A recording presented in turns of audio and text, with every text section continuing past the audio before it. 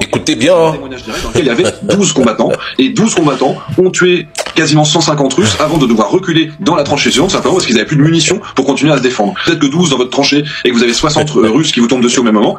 Au début c'est les Nord-Coréens, puis ensuite c'est les Russes. Et ben forcément vous n'êtes pas capable de résister à un flux qui est aussi intense et aussi continu. Mais avec dans les deux cas des opinions, puisqu'on sait qu'il y a beaucoup de désertions côté ukrainien, 50 000 déserteurs, ce qui est énorme. Oui, c'est énorme. Quand vous êtes 12 dans une tranchée et que d'un seul coup, vous avez 60 soldats russes et nord-coréens qui vous tombent dessus, sur un total de 60 soldats, vous en éliminez 150 puis vous reculez. C'est Xavier Titelman qui l'a dit, c'est pas Dany. Donc, il y a déjà des nord-coréens en Ukraine. Mais attendez les gars, 12 soldats ukrainiens éliminent 150 soldats russes et nord-coréens puis se replient. Les gars, s'il vous plaît, c'est le titre de quel film américain? Je savais qu'Oussama Ben Zelensky était un humoriste décoré, mais les journalistes d'LCI, c'est un autre level. La Russie occupe plus de 20% du territoire ukrainien, et c'était aussi quelque part ça l'objectif, hein.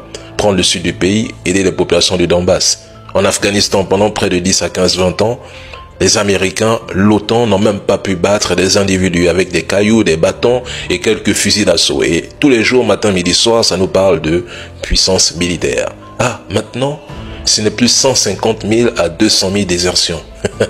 C'est maintenant 50 000 désertions côté ukrainien. En fait, tous les jours, ils diminuent leurs chiffres côté ukrainien et gonflent par contre ceux des Russes.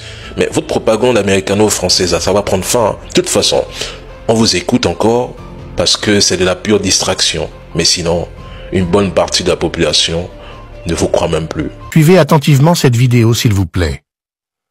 Vous comprendrez les principales raisons pour lesquelles les puissances occidentales empêchent les pays africains de se développer correctement. Avant de continuer, aimez dès maintenant cette vidéo en cliquant sur le bouton « J'aime ». Cela montre à YouTube que la vidéo vous apporte une information utile et elle sera proposée à d'autres personnes. N'hésitez pas à partager cette vidéo sur Facebook et WhatsApp pour ouvrir les yeux au maximum d'Africains. Merci pour votre soutien. Poursuivons maintenant.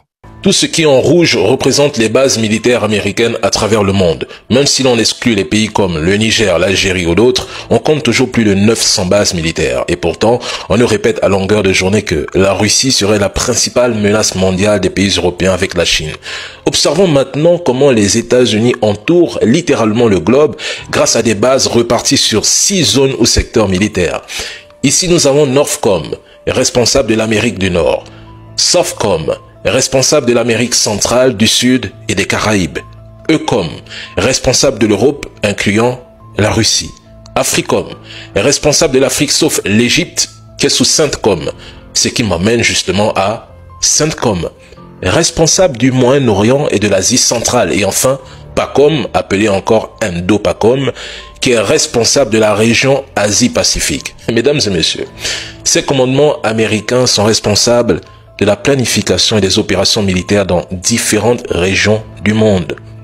Ces commandements permettent aux États-Unis de gérer leurs intérêts stratégiques, mais surtout de coordonner leurs efforts militaires à l'échelle mondiale. Les Américains et les Français, par ailleurs, exploitent même des sociétés militaires privées en Afrique. Mais à longueur de journée, tout le monde ne parle que de Wagner, la Russie. Et si jamais tu oses mentionner ce que je viens de dire, on te classe directement comme pro-russe. Ils auraient préféré que ce soit la Russie qui possède 900 bases militaires réparties à travers le monde et 6 secteurs militaires encerclant le globe. Mais quand il faut parler de ce genre de choses, tu es pro-russe, il faut se taire. Il faut seulement se concentrer sur Wagner et Poutine. Poutine et Wagner, parce que en temps de guerre, la première victime, c'est la vérité.